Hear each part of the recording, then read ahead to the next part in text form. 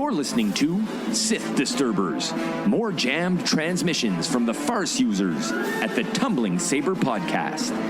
Proud member of the Star Wars Commonwealth Network. Fasten all seatbelts.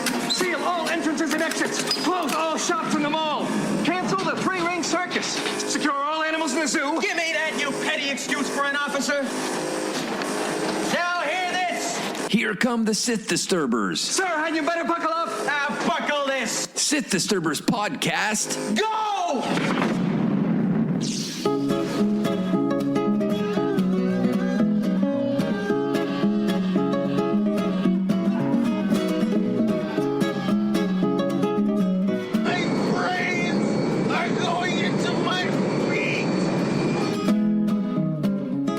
Haven't been to our website, get your brains out of your feet and visit StarWarsCommonwealth.com and take your first steps into a larger world.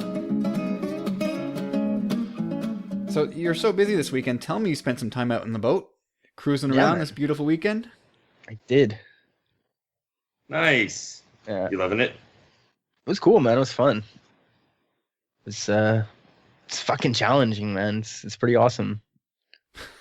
It's pretty challenging. It was like a video game? Jump in the boat through like these flaming hoops? Is that what you're doing?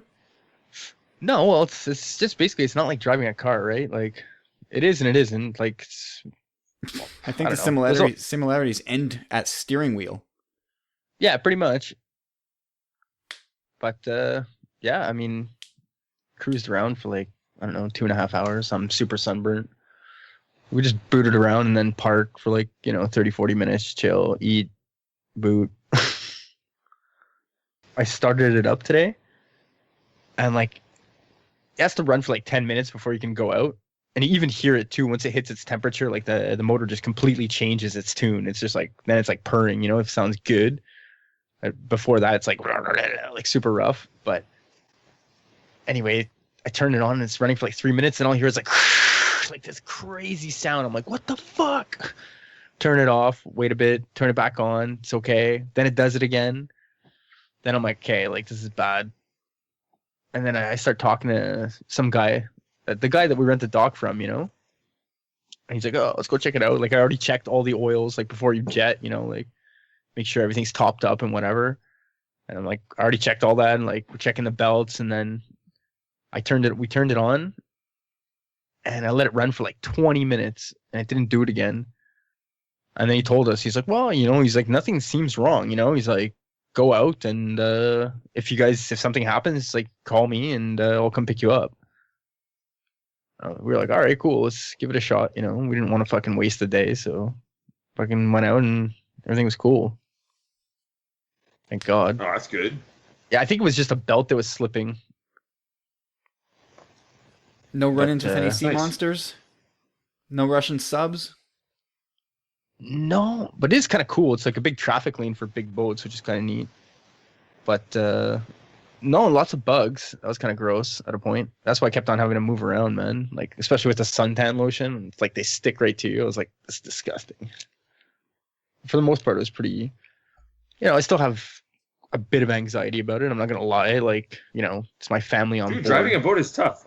I've driven a boat before. We rented a huge fucking boat for my buddy's bachelor party and drove it through the Thousand Islands.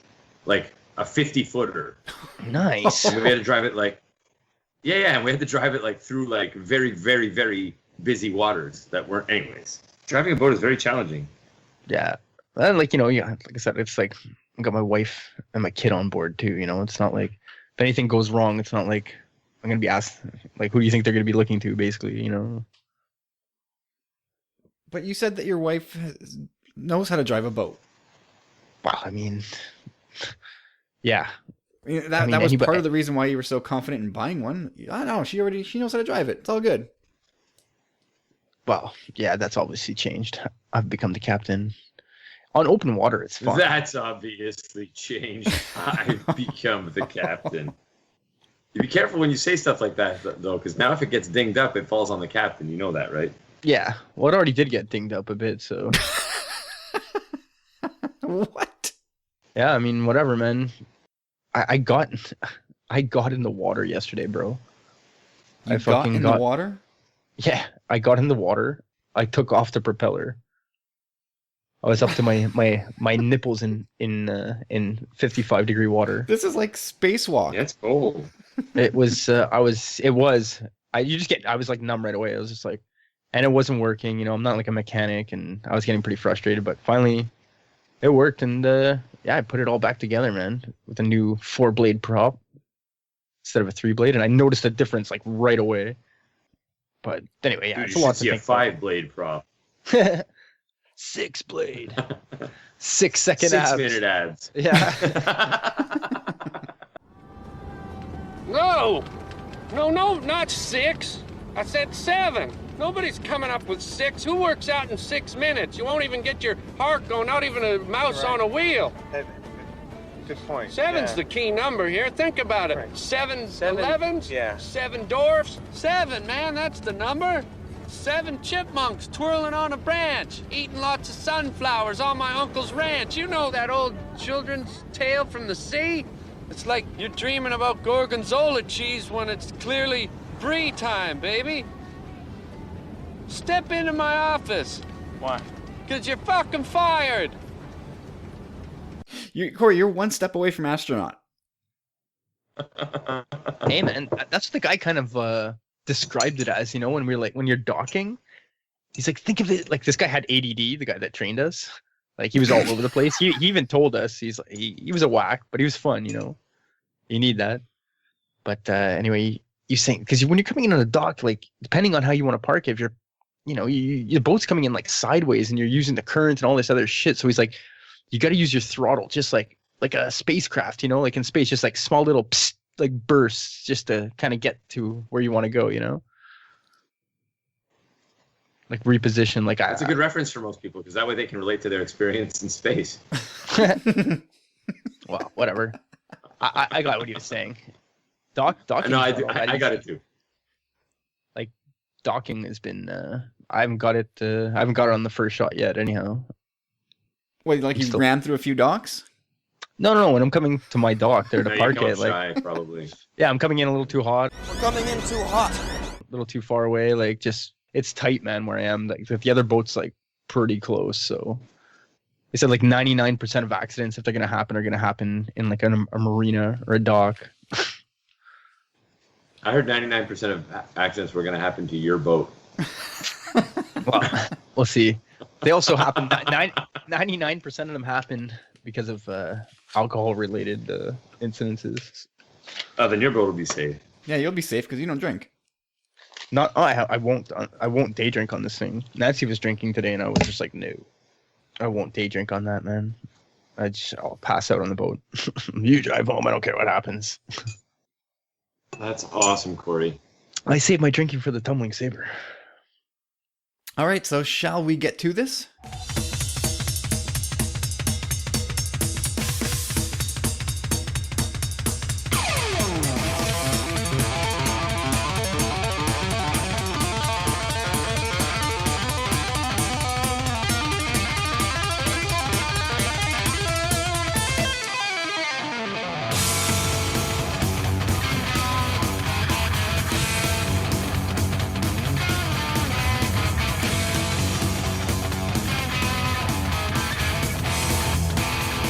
Yeah, me and Candace have been watching a lot of stand-up specials on Netflix lately. Us too. We watched Louis C.K. I love Louis C.K. Did you watch Amy Wong? No, I think we were gonna do that one, but we went with the other Amy, Schumer. Oh, Schumer's great. Her newest one is a little bit of TMI for about an hour and 10 minutes. Okay. Wong Still is excellent. funny. Check her out. Amy Wong writes for that show, Fresh Off the Boat. She's funny. Yeah. Yep. Yeah, the Aziz Ansari one was great. Yeah, he's funny I too. love Bill Burr. I love Bill Burr. We love Bill Burr too. Ah, Who else did we like? What's that guy's he's name? got to be my favorite. Ah, shoot. Whatever. There's a bunch of good stand-up on Netflix, and Norm Macdonald is really good. He's a hometown boy, eh? Yeah. Quebec City, I think. Yeah, which is really interesting. I cannot imagine that guy speaking a lick of French. Something Bonjour. Barbiglia. Is he really from Quebec City? Yeah. I want to say he's from Quebec City. I almost want to say he's from Montreal, to be honest. I But wanna definitely say Quebec in the least. He's from. I'll tell you in a second because Google's going to tell me. Google, where is Mark Googly. McDonald from? He's from a bigly He's city. from Quebec City. Yeah. Quebec City, Quebec, Canada. Bigly. Home of la poutine. Ben, tabarnak. You know what? We had a poutine for dinner tonight. Nice. Things just came together. My wife had done some slow cooked pork shoulder in the slow cooker all day, and we were gonna do some frozen French fries. And for my recent parents' visit, they had left behind a package of curd cheese, and we had a little brainwaves. We're gonna use this gravy. We're gonna throw it all in the bowl. We're gonna have ourselves a homemade poutine. How about that? How about that? Sounds delicious. It's actually really good. Yeah, I bet. It was actually really good. We've done homemade poutine a couple times, and it misses the mark, no matter how hard you try. This one actually scratched the itch. Like, I don't need another poutine for months now. Yeah. Really? Except you mispronounced days. Yeah, that's what I was gonna say. Oh, sorry, guys. Well, it takes that long for the shame to rinse out of me. Yeah, that's fair. While I'm eating it, I'm just like, oh, it's so good. And I'm just plowing it in. 20 minutes later, I just feel disgusting. Yeah, and then you want another one. So I was saying to you guys before we were recording, but I'm riding to work with Bruno, the world's most interestingly annoying person, and so recently I've been like one earring, like up through my jacket or through my sweater, like one earbud up into my like far away ear where he can't see it, because I don't want to seem No way. I don't want to seem too That's amazing. too rude, because like the guy's driving me all the way to work, and I live super far from work. He lives in Hawkesbury, which is even further than me, and so he picks me up. So, yeah. Well, Bruno doesn't listen to this, does he? Well, we'll find out. and yeah, so I've been listening to you asked if I listened to the most recent episode, and I've been doing it in chunks through one ear while I'm sort of pretending to listen to Bruno in the car.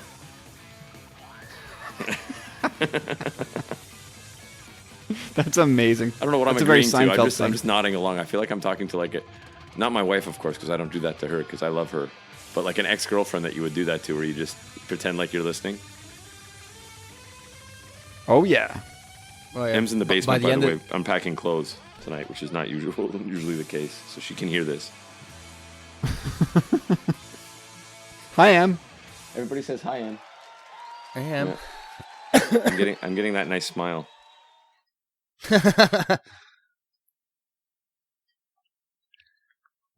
So, Corey, any more boating adventures this week? No, not yet. Are you taking it on the weekend? If it's nice, probably might get out there for a bit, probably. Give her a try, get some practice in. Nice. Pumped. I just gotta... You gonna do any spacewalks? Well, I did the first, when I changed the propeller, that was kind of spacewalking away. Because I was definitely, we know. I was definitely numb. But Comfortably, it's actually or surprisingly, because I'm horrible. When it comes to cold water, I'm like I really don't like it. But Oh, I witnessed that firsthand last summer. My pool was like pushing 80 and you wouldn't get in. yeah, yeah, I don't know. It wasn't as bad as I let myself believe it would have been. Because it's still early. It's always worse in your head. Yeah, but I mean, it's still May, man. It was quite cold, but yeah, it's fine. It was fun. spoken like a true Canadian, Corey. Yeah, it felt good after. I felt like the circulation was coming. That's it. It's You know good what I for mean? you. So, James, we definitely missed you in episode 77, but I figure if there's anything you wanted to add to the show now, not that I'm going to go back and remix it, but did you have any input or want to chime in on anything? I would put him on the spot. I'm putting you right on the spot. It was a 2-hour show. I'll say I missed my intro. That I've been saving up that kitten joke, so I was sad that we had to cut the first 20 minutes or whatever. It really was. I almost kept it tonight, but I just recorded over it minutes ago. No, I'm not. Yeah, gonna add anything. but editing. To the I had a show. great time recording that night. But man, when you listen like by the end, You I'm said like, you said you sounded I was tired, Corey. tired. I didn't. Well, you know what? I'm not at the end yet, so maybe I'm not at the tired Yeah, yet. But I didn't hear tired at all. I was feeling it anyhow, and I listened to it a bit on and off there, and yeah, toward the end, I'm kind of just like having a hard time. I noticed it in editing. Yep, the fall off has started. Yeah, I had a rough day that day, man. I was out all day, out in the sun all day. Hey, well, you know what? We seem to have pulled it off because we got a lot of positive feedback on the show. So I listened to it. I had fun, man. Although I did, again, James, we did miss you in a big way. I was annoyed. I was really annoyed. Anyway, I could tell. yeah. All right, so what do you guys want to talk about today? I don't know. I got all kinds. I've been saving some stuff for James. Just Awesome. 'cause, yeah. What do you got, Corey? So you said start with some of your kinds. All right. I want to get into some trivia just after this, but I say we get into Star Wars mode and we just do a quick round of the winner's circle. Kyle, does Corey sound different to you tonight?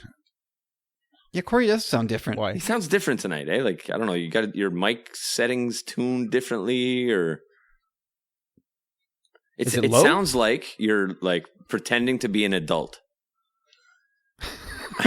Wow. Hey, your voice is like an octave lower. Yeah. Really? Yeah. You You sound kind of like this, Corey. Really? Yep, for sure. That's interesting. I don't know, man. No, maybe it's your settings, or maybe you're just in a more baritone place tonight. Oh, it's because I'm still wearing my Stormtrooper helmet. Silly For real? me. No. Oh, I don't know. Could have been. Yeah, we tried the whole video camera thing. Didn't work so well, so yeah. All right. So you guys remember how the saying, winners take the winner's circle? winner's Remember how it circle. takes? Yeah. All right. So I'm gonna set them up. James, you're gonna knock them down, and Kyle, you're gonna bring us home. Okay. So let's just do it right quick. We're gonna just name 3 bounty hunters and or space pirate. I'm gonna go Embo, Vizago, and Ketsuo Ono. James.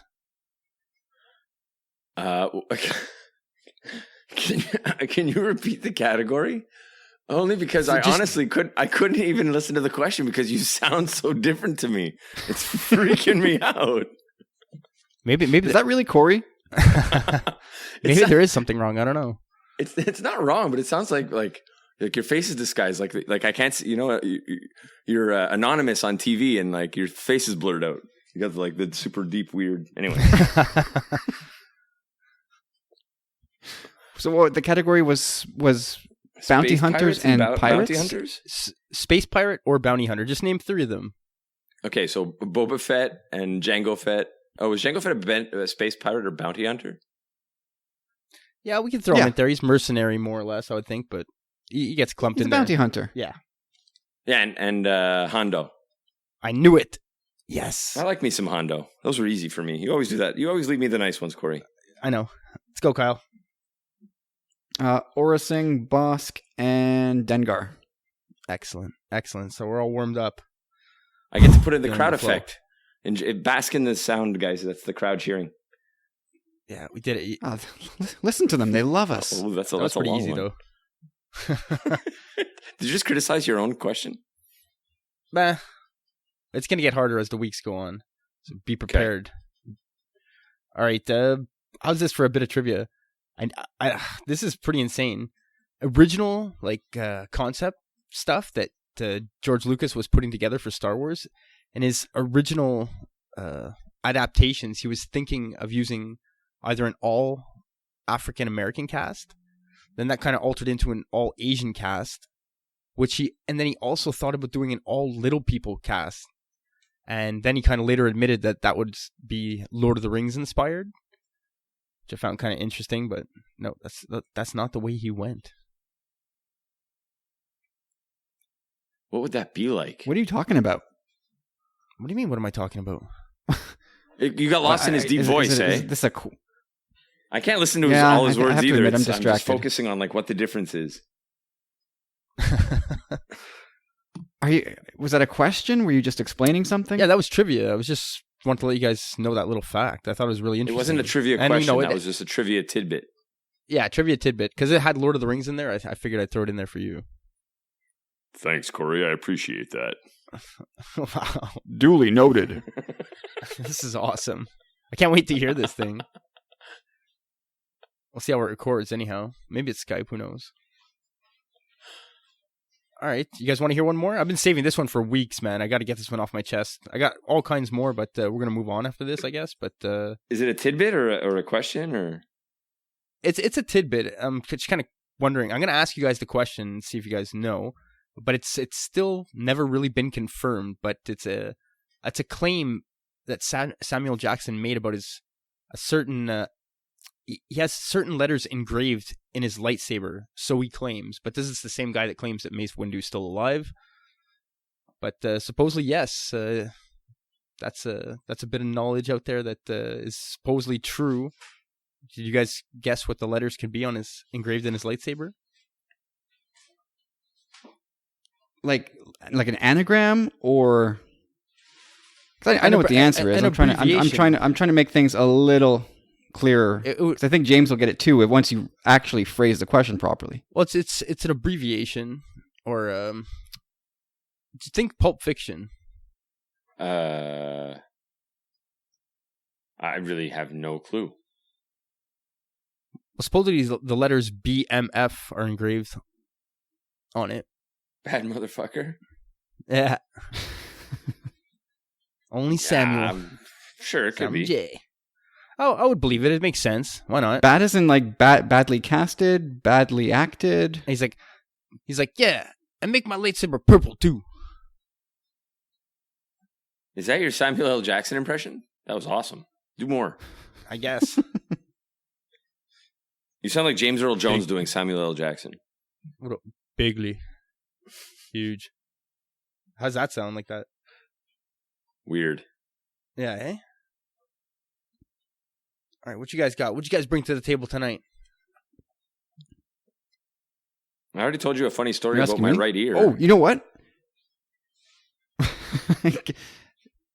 We talk a lot about how Disney is this evil puppet master and they meddle in everything. And did you guys? There's a preview clip going around of Netflix Punisher. Did you guys catch that on Facebook today? I did not. Nor did I. Holy shit. Ultraviolent? Maliki Bit Maloko Plus? Yeah. A little bit. It's nuts. Have you seen that fan? Super violent. The fan Punisher one that was out a few years ago that everybody sort of really liked? With Dolph Lundgren? That was... No, with like... No. He brought back Thomas Jane. Yes. Oh, yeah? Yeah. It was a little 5-minute fan film. It had Thomas Jane living in a van in an alley, and he sees this shop owner getting harassed, and he just goes out there and just fucks up these 4 or 5 thugs. That's awesome. I never saw that. Because that's definitely, to this point, my favorite Punisher variation or version. I love that Well, they movie. finally got it right. That's a good movie. Was it Thomas Jane? Yeah, the one with Thomas Jane. Awesome movie. It was a good movie, but John Bernthal is, if you haven't seen him in season 2 of Daredevil yet, man, they finally nailed the character. Yeah, it's true. Like physically, Thomas Jane doesn't really fit the role all that well. This new guy, yeah, he definitely looks like straight out of the comic.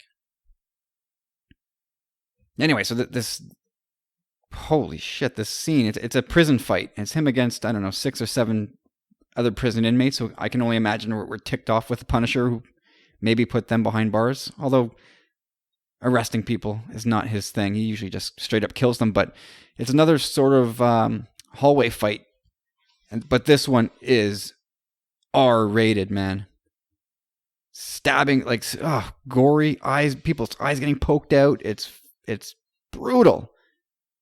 And this is on Disney's watch, so we've been trying to put it to bed here on Tumbling Saber for a while, but we can put it to bed. Disney is just hands off with these guys.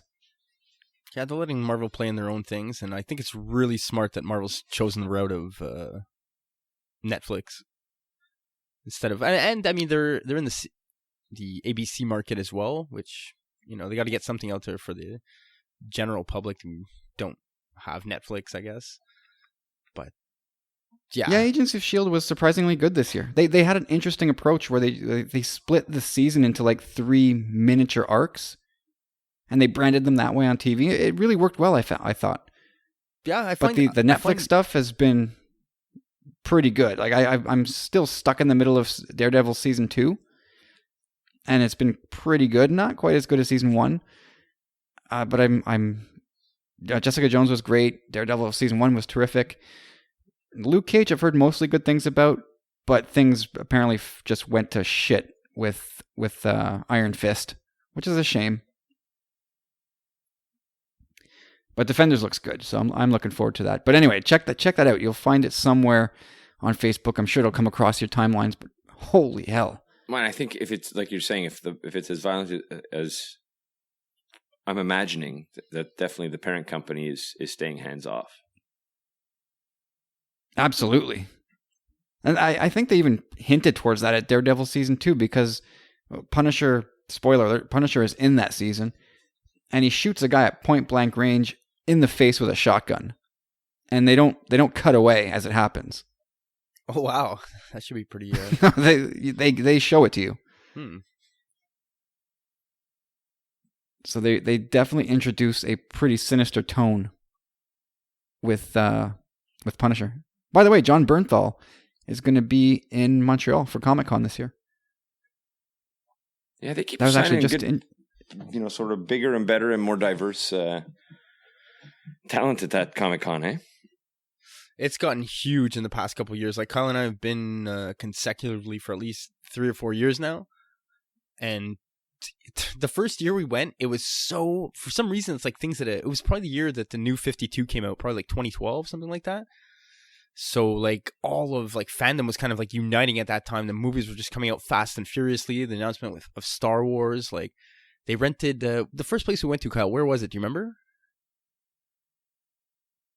Next to the Bell Center. What do you call it? Palais des Congrès. That's right. It's at Palais des Congrès now. Before it was at Place Bonaventure. That's what I meant. It was horrible. We had tickets prior to the event. I brought a friend with me who didn't have tickets. He didn't even end up getting in.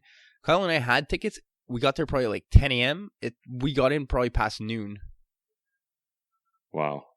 Yeah, well that was the turning point year. That was the year where they realized that things blew up in their face, or things got much bigger before they even knew it. But you know what? That was, for me, I think that was probably the best year. That had I go, and for me it's all about Artist Alley. I just want to see the illustrators, the professionals at doing their job. I don't sit in panels really. I don't line up too long to meet celebrities unless I want them to sign the Trivial Pursuit board. Although I did stand in line for about an hour just to shake Sean Astin's hand. I did do that. Good on you, Samwise, the true hero of the Lord of the Rings trilogy. No argument for me. But debatable. He was like, "What's that?" But I'm not going to argue either. He's just so lovable. How can you not love Sean Astin? Oh, I like Sean Astin and love Samwise. I like for some reason I liked him more in Rudy. I didn't love him in that role of Samwise. I just liked him. I think I like him in pretty much every. I mean, I can name 3 Sean Astin roles, I think, and I love all 3 of them. Goonies. Mikey Walsh, Samwise Gamgee, and the other guy, Rudy. There's another one he played recently. Well, maybe like a while ago now. With he was the brother of Drew Barrymore, I think, in a movie with Adam Sandler. He was actually quite really. Funny. Yeah, he was really funny in it. And he was like super ripped. Wow, I didn't know that. Yeah, it was a while ago. I think you're thinking of Bradley Cooper.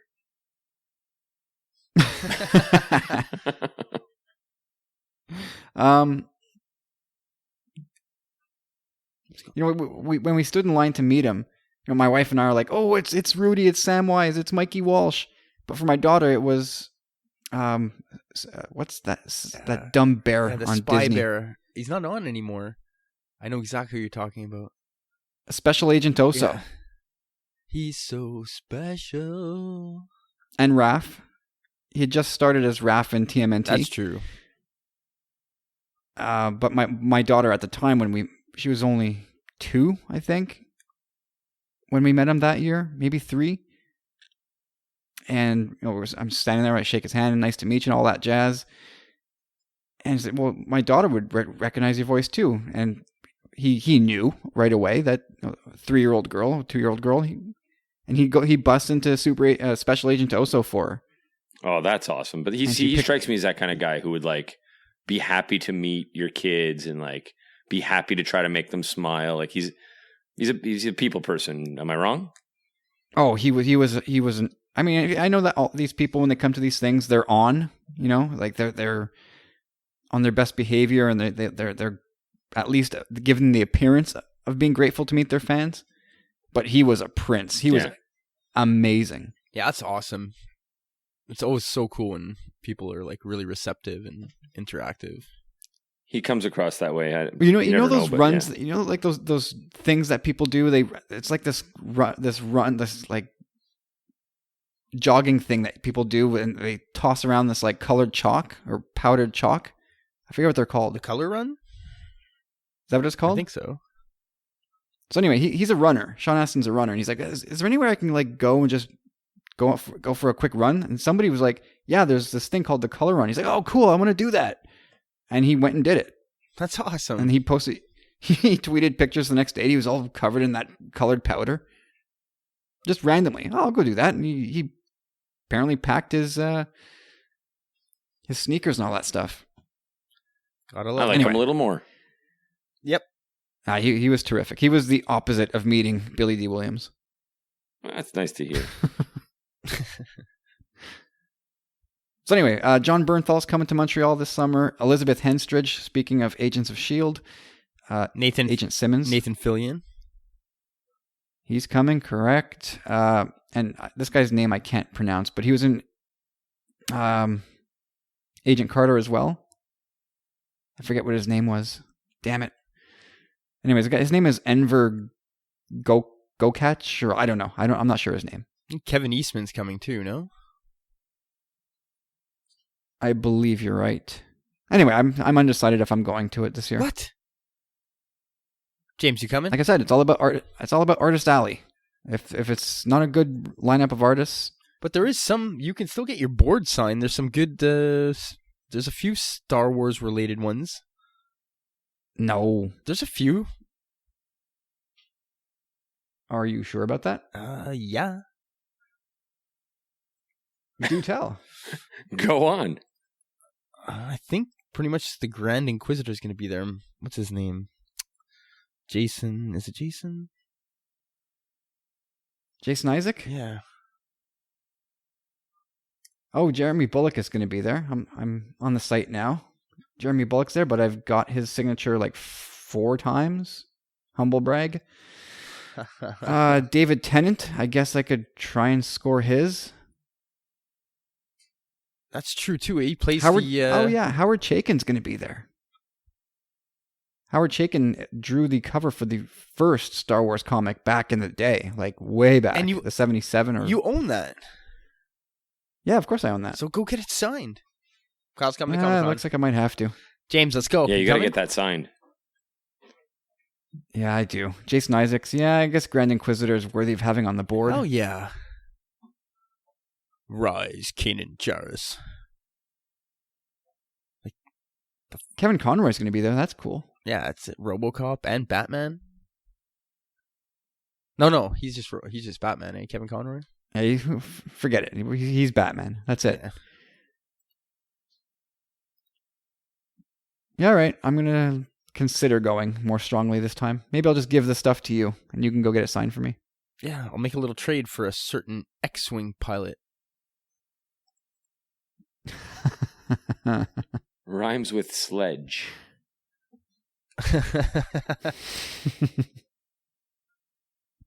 Okay, what else we got? I got something interesting for you guys before we get into our profound thoughts of our would you rather's and whatnot. Do you guys know what director was originally slated to direct Return of the Jedi? Was that like one of those things? Oh, I'll let you do it, Steve Spielberg. Yep. Yeah, would have been my guess too. Yeah, it was. He was slated to do it, man. He was on board. He was ready to do it, but seeing as how he was such a heavy member of the guild that Lucas so unceremoniously left that he was unable to fulfill that. But did you know that he actually did have an assistant director cred on Sith, Return of the Sith? Yeah, he did direct a scene. I forget which scene, but he did direct something. He directed. He helped direct with several scenes. I think it was the fight between Yoda and Palpatine, as well as the fight between Anakin and Obi-Wan. Just swing your sticks a lot. Yeah, pretend like there's a little flippity thing all over the place. I think I heard something a while ago that he was saying that it like the lava should be exploding and stuff like that. Like, yeah, that makes sense. Was that Michael Bay? Make everything explode. Michael Bay explosions. Boy, is that guy ever a cartoon, isn't he? I'm so not even pumped for the next Transformers, which is so sad. I haven't been pumped for a Transformers movie since the first one. I saw that 7 times in theater. Dude, I was primed for that movie. I see what you did there. I was super pumped, and it kind of was okay. I was like, okay, I see what they're doing here. It's different, and I guess we're kind of getting used to that with the way they were taking X-Men at the time. But yeah, the way it progressed and all that, I don't know. Maybe I'll have to go back and watch them again, but I don't know what's going on anymore. See, here's the thing. It makes it very easy for me anyway. I don't ask anything of those movies other than robots beating the shit out of each other. See, that's all I ask too. I find they try to do too much cutesy, which bugs me. Like that scene, I may have complained about this before because it's like the thing I always complain about when I talk about Transformers. But that scene in the original where Optimus is like hiding behind the house, like he's like got his arms up against the. Yeah, that was ridiculous. It's just I was like, what am I looking like? Why? This is so unnecessary. Just show me more. Crash him up, and bang him up, shoot him up. Yep, I for the most part, I don't care what happens in those movies. I don't care about the plot. I don't care how stupid it is. We're talking about transforming robots on Earth. Just make them fight. That's it. Well, originally it meant a lot to me, like being a huge Transformers fan. Like Transformers was like pretty much second to Star Wars for us as kids. Maybe I think it was on top of G.I. Joe. It was. So that's fair. They changed it, but I totally get your point. Like robots are my bag, and I just find the first few, anyhow. Don't get me wrong, there was a lot of great stuff going on, like graphically, but I find some of it there was just so much blurry stuff happening at the same time that you really never got like a clean shot of them like transforming and fighting, or like unless it was done in like slow motion, like an Ang Lee Hulk movie. Yeah, I saw that in theater. I remember that. Dark, man. I couldn't see anything.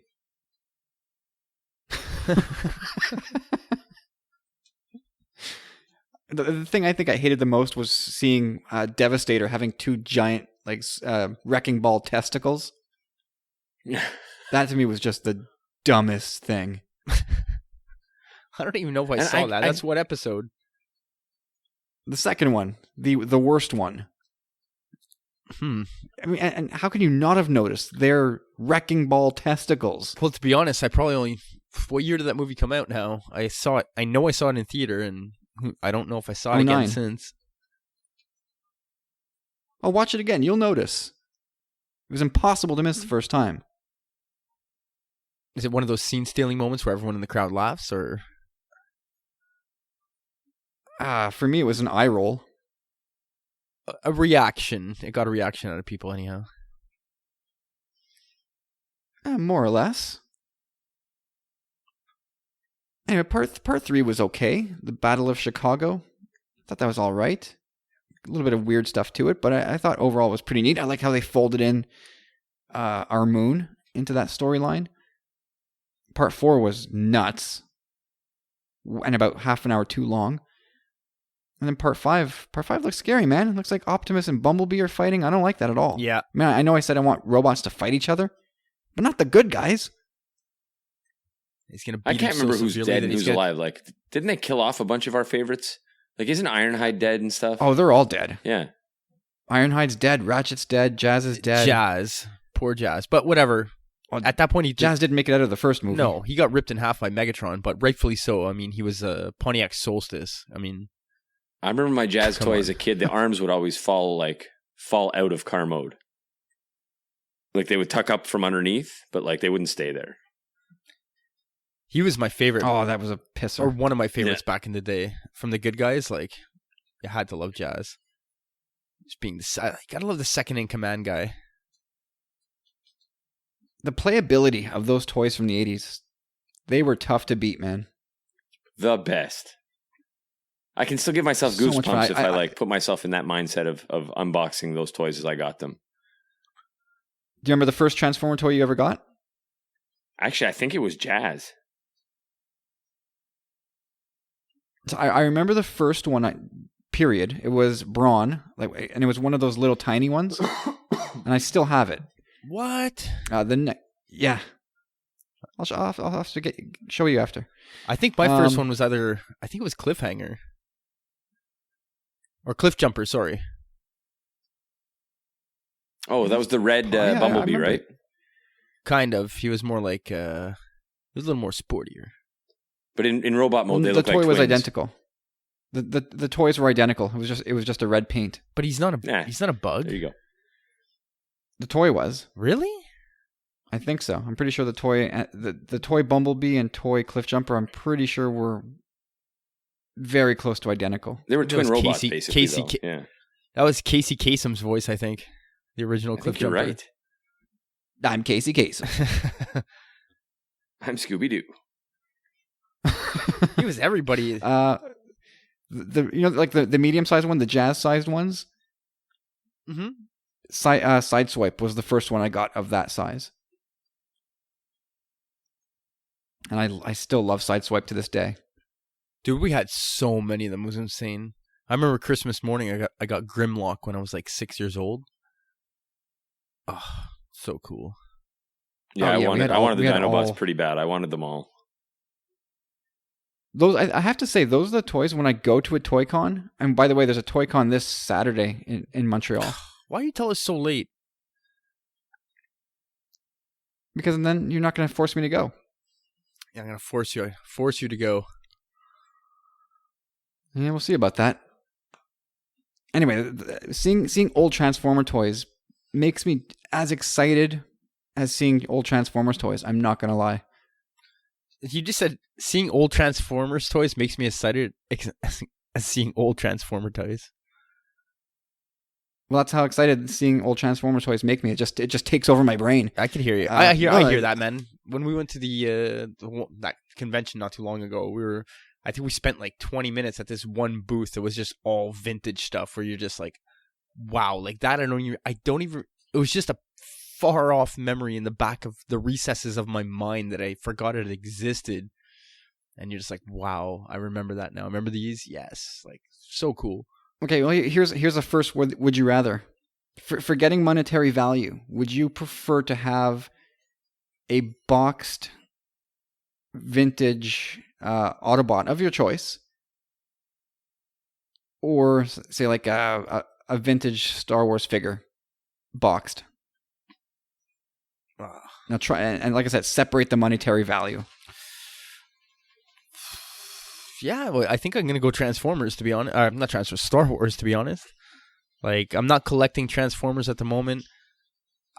If anything in the future, I think I might get my hands on the Dinobots and some characters like Jazz, Prime, whatever. Some of the I don't want to be a completionist. I'd like to get the guys that always meant something to me, like Soundwave, Shockwave, stuff like that. Like, just get a few of them.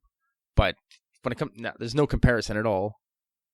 Like, definitely, like, it's not even about the money, really.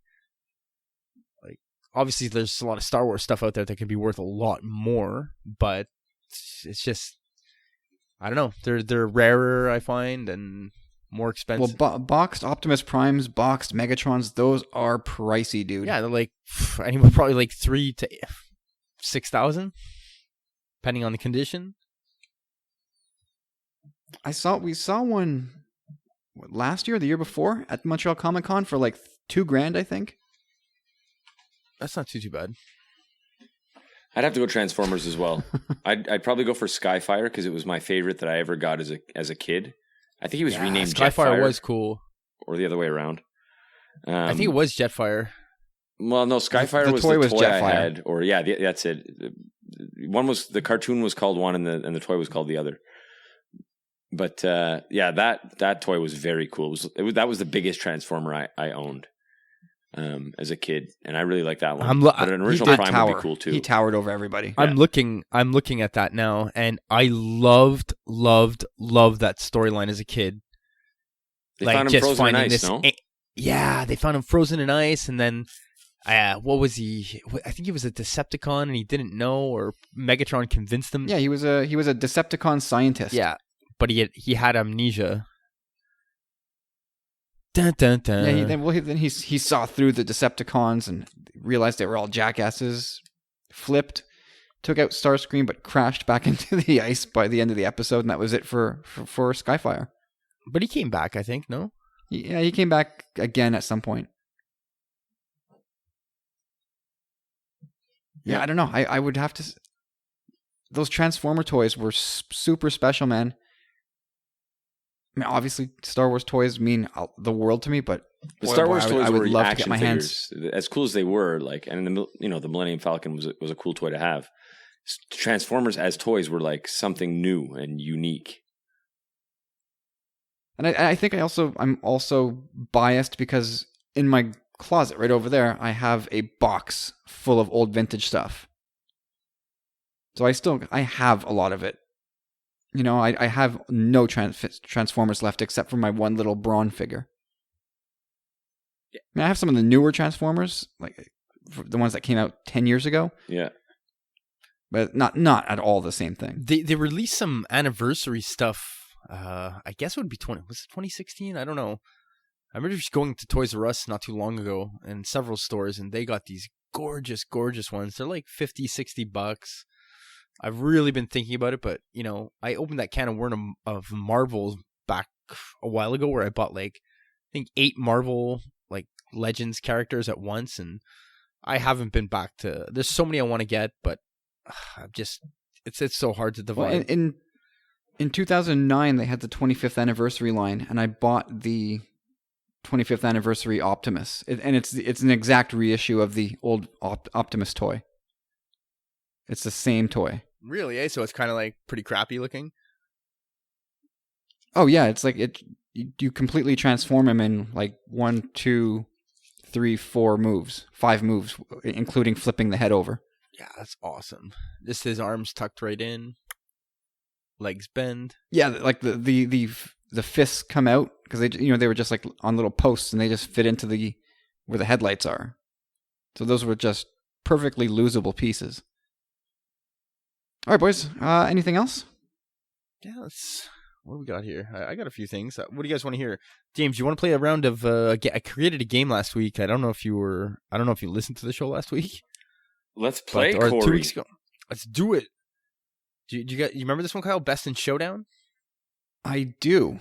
All right. So what's gonna happen, James, is we're gonna just randomly let our computer system here at the Tumbling Saber Studios randomize and choose a topic for us, and basically it's going to give us a category. It's going to give us a third, a second, and a best in show, and it's going to be up to us to kind of figure out who is the best in show, and that's the showdown.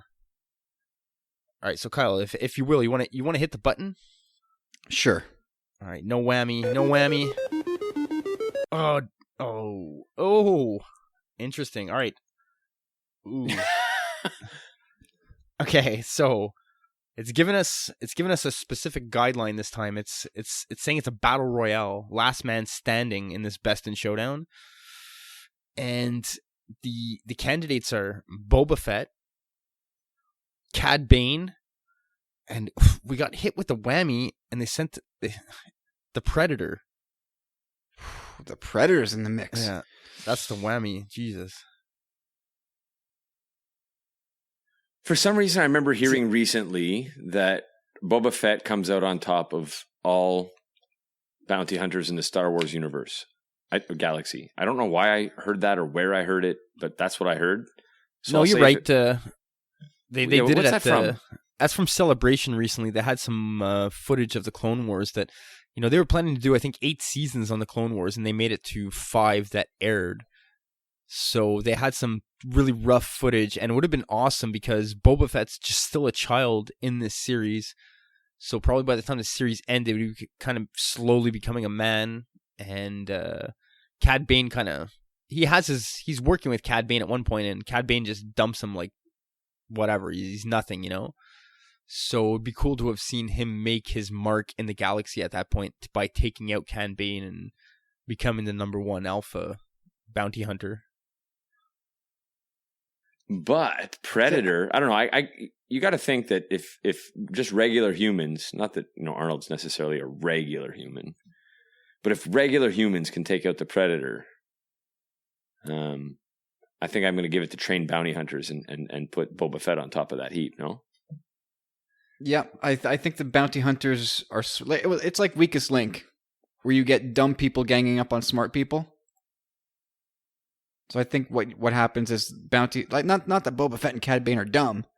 I'm just saying they would use the team up strategy, get rid of the Predator as a the looming threat, and then go after each other. And I think Boba Fett comes out on top.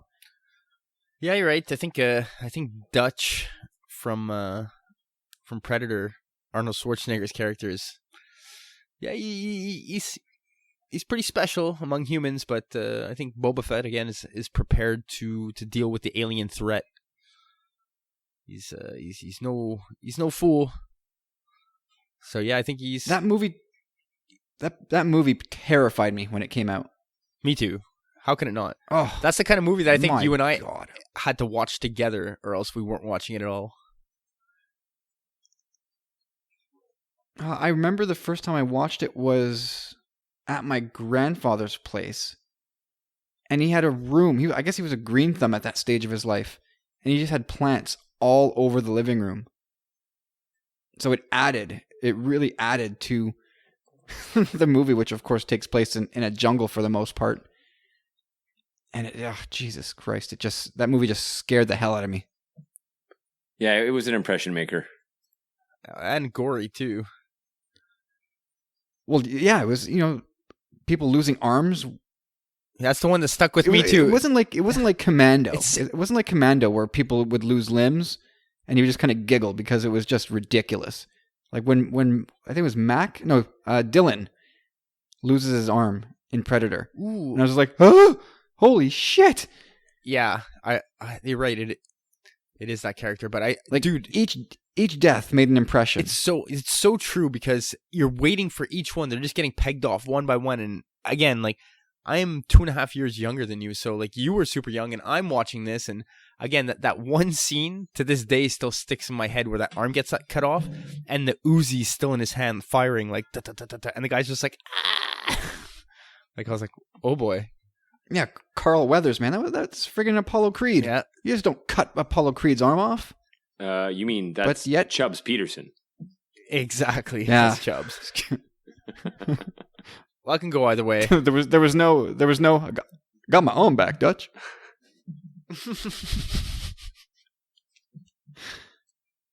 No, but even worse was Jesse Ventura's death.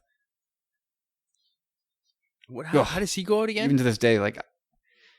No, nothing's worse. I think the Indian guy gets skinned. No, we don't see what happens to him. No, but he kind of sacrifices himself. But the dude with the glasses, I think he gets his skin peeled off. Yeah, they all get it pretty bad. Oh, it's bad. But Jesse Ventura, he gets blasted from behind and like his torso is just exploded.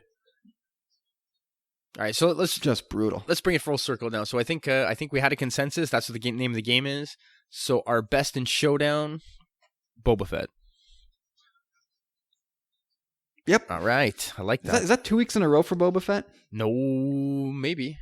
Hang on, what was it? I can't remember what it was last week now. Last week was Finn, Lando, and Boba. No, I think we went with Finn last week. No, I don't know. Who cares? no, Lando. I went with Lando. Yeah, it was Lando. James, you got any would you rathers? Um, I think we're starting to bump up against the clock here. I think we're coming up to the end, but I have something that I sort of want to save for next week because it's a longer one. It's like it's a Corey question. It's got a few parts. All right, well, I guess we'll end it on this one then. I got another would you rather. I've been sitting on it for a while, and so I've had a lot of time to think about it. But would you guys rather, every time you take a shower, so I assume you shower probably anywhere from 5 to 7 times a week, just like regular people.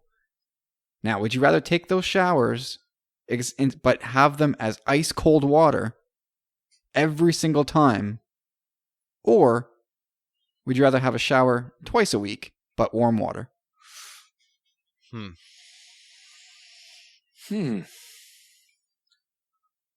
Twice in cold? 7 days though. And yeah, that's it. Because 3 times you might be able to swing it if you I stay home on the weekend, so I don't have to worry about being disgusting. So really, it's only 3 showers in 5 days. That's not terrible. No, I know we're gonna try and loophole it. So I got a loophole. Let me close those off for you. No swimming pools, no lakes, no other areas of bathing to get rid of the stink. Yeah, all this stuff. You don't even say bath. Yeah, no, none of that. Wait, so None of that. if I take the two warm showers, then I can't take cold showers. Nope, that's it. You get 2 showers a week. If you choose to have warm showers, you get 2 warm showers a week. Yeah, I know. I got to wash more often than that. They'd be short cold showers, I guess. I'd save money. Save money, and you know the whole point of a shower for me, like, if I don't have a shower in the morning, I just feel like I haven't woken up fully. Even no matter how many coffees I drink, I just feel disgusting. So yeah, it'll be invigorating. And you know what? There's some good science that cold showers are good for you, and there's a lot of sort of anecdotal and pseudoscience that says they're incredibly good for you. So there's no real downside unless you stroke out from the cold shock. Yeah, that's where I landed too. All 3? But there's no like ramp up period. Oh, can I sort of do like a half and half for a week and then gradually make it cold? No, it's tomorrow morning you wake up and it's cold shower. Yeah, I don't like living in that world. That would suck.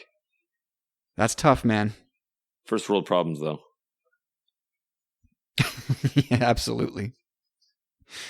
Curious to know what other people think. I want to know what you guys think out there. If it's cold showers for you, or you're gonna stay inside as much as you can, and you don't mind your own stinky brand, but you'll keep it to yourself because you'll shower twice a week. All right, we're out of here. It's that time of night, guys. Let's say goodnight to all our friends. Bigly. Good night, everybody. And listen, this is the last day. This is our last chance to help Carlos as a community. So get over to Kickstarter if you haven't already. Throw a few dollars at Carlos's project. Let's see just how close to the goal we can push this on this last day. And StarWarsCommonwealth.com. I know you got nothing planned for this weekend, so hit up that website. Go check out a couple of the great podcasts there. And that's it. Guys, where are you available on the Twitter machine over the weekend? Come on, Kyle. Y'all know you can find me at Chop I keep forgetting. Chop Rules with a Z. A Z. Zed. Jimmy. I'm at Tommy Bombadil 1. Jimmy Bombadil 1. Who's Corey? All I hear is James Earl Jones. Sorry. Oh, man. Okay, I'm at Tumbling Saber on the Twitter, Facebook, and Instagram. Come check us out. We'd love to talk Star Wars, and evidently, based on tonight, we'll talk about anything else, too. So that's it. Have yourselves a good weekend. We are back with episode 78 in a couple days from now. Love you guys, and we'll talk to you soon. Thank you for listening to the Sith Disturbers podcast, brought to you by the warped minds at the Tumbling Saber, proud member of the Star Wars Commonwealth Network. Visit StarWarsCommonwealth.com and take your first step into a larger world.